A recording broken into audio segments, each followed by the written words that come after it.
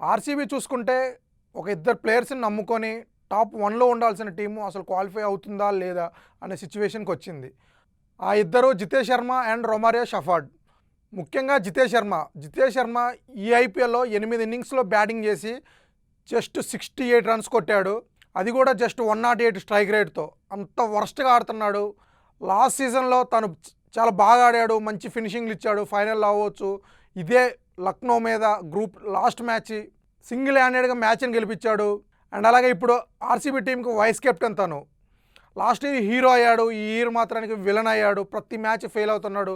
Just keeping కోటాలో తను ఆడుతున్నాడు. మేబీ పిల్సాల్ట్ కానీ ఉండుంటే తను పక్కన పెట్టి వెంకటేశ్వర్ని ఆడిచ్చారేమో. అంత worst performance తందైతే.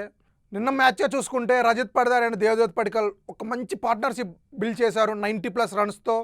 Virat Kohli and Betal వెంటనే అవుట్ కాగానే వీళ్ళిద్దరు సూపర్గా ఆడారు. ముఖ్యంగా కెప్టెన్ రజత్ పడిదార్ అయితే 6లతో విరుచుకుపడుతున్నాడు.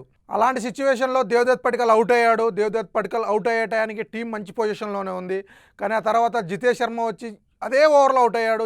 ఆ ఓవరే మ్యాచ్కి టర్నింగ్ పాయింట్. ముఖ్యంగా జితేష్ శర్మ అవుట్ అవటం వల్లే ఆర్సీబీ వెనకబడింది.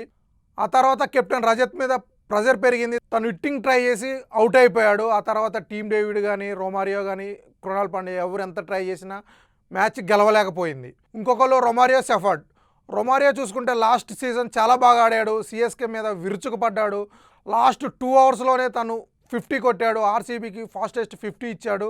అండ్ ఫైనల్లో మెయిన్గా పంజాబ్ మీద మెయిన్ ఇంపార్టెంట్ వికెట్ శ్రేయస్ అయ్యర్ని తను అవుట్ చేశాడు.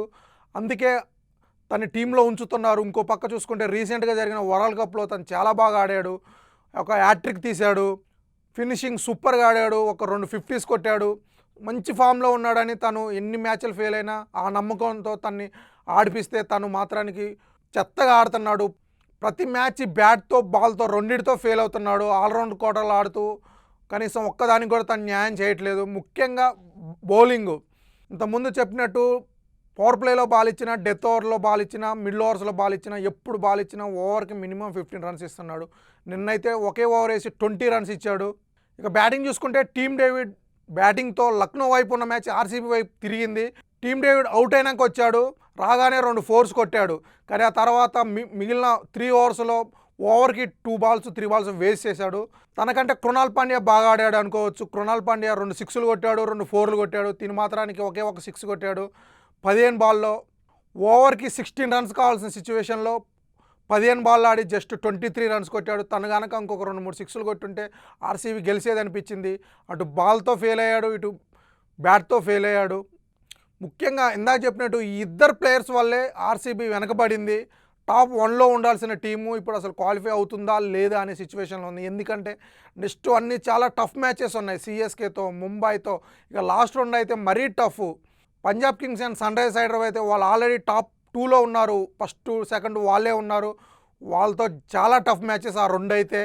ముఖ్యంగా టేబుల్లో టాప్ 2లో ఉండాలంటే మాత్రానికి సిఎస్కే అండ్ ముంబై మ్యాచ్లు గెలవాలి.